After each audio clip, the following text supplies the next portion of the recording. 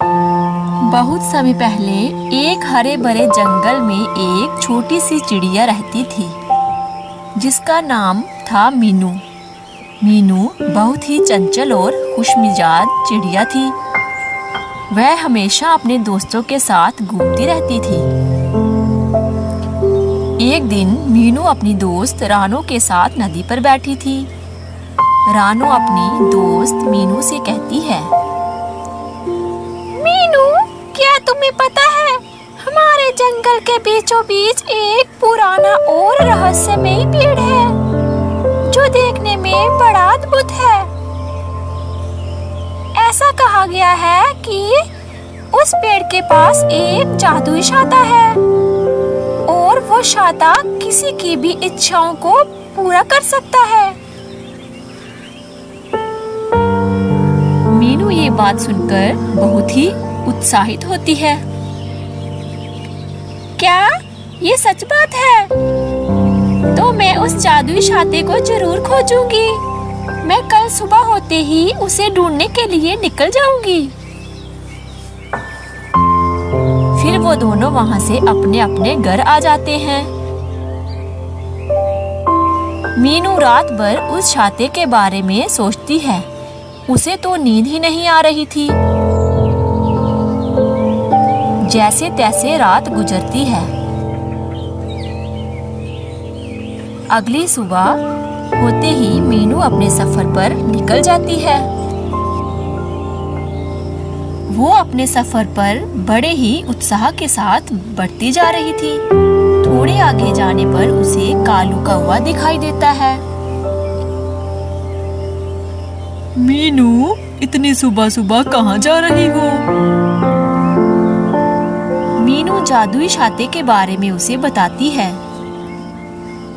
अरे मीनू, तुमने भी इस बात को सच मान लिया। ये तो सिर्फ एक कहानी है। कालू भैया, मैं तो इस बात का पता लगा कर ही रहूंगी कि क्या सच में जादुई छाता है। फिर मीनू वहाँ से आगे की ओर बढ़ने लगती है। थोड़े और आगे जाने पर उसे बुलबुल दिखाई देती है। मीनू बहन, तुम कहाँ जा रही हो? बुलबुल, मैं जादुई छाते की खोज में जा रही हूँ। मीनू, जादुई छाते की तो बस एक कहानी है। हमें ऐसी कहानियों पर विश्वास नहीं करना चाहिए। बुलबुल, मुझे तो पूरा विश्वास है कि जादुई छाता सच में है। मीनू ने हार नहीं मानी और अकेले ही अपनी यात्रा पर निकल पड़ी। मीनू ने जंगल के गहरे हिस्से में उड़ान भरी। रास्ते में उसे कई प्रकार के जानवर मिले। कुछ ने उसे डराने की कोशिश की तो कुछ ने उसे रास्ता दिखाया। लेकिन मीनू ने अपनी हिम्मत नहीं हारी और निरंतर आगे बढ़ती रही। एक दिन मीनू को एक विशाल और घना पेड़ दिखा। पेड़ की शाखाओं में एक चमकता हुआ छाता लटक रहा था। मीनू की खुशी का ठिकाना ही नहीं रहा। उसने जल्दी ही उड़ान भरी और छाते के पास पहुंच गई। मिल गया, मुझे जादुई छाता मिल गया। आखिरकार मेरे इतने दिनों की मेहनत रंग लाई। फिर मीनू ने छाते को उठाया और जादुई शब्दों को पढ़ा जो उस पर लिखे थे। इस छाते पर तो कुछ लिखा है। जो भी इस छाते का मालिक होगा उसकी हर इच्छा पूरी होगी। मीनू ने तुरंत अपनी पहली इच्छा मांगी। मैं चाहती हूँ कि मेरे सभी दोस्त और मैं हमेशा खुश रहे। छाते ने चमकना शुरू किया और अचानक से पूरा जंगल चमकने लगा।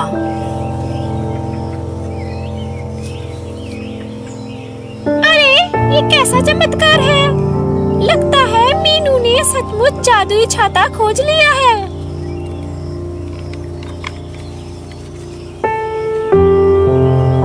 इस छाते को लेकर जल्दी अपने जंगल लौट चलती हूँ। मेरे सभी दोस्त ये जादुई छाता देखकर काफी खुश होंगे।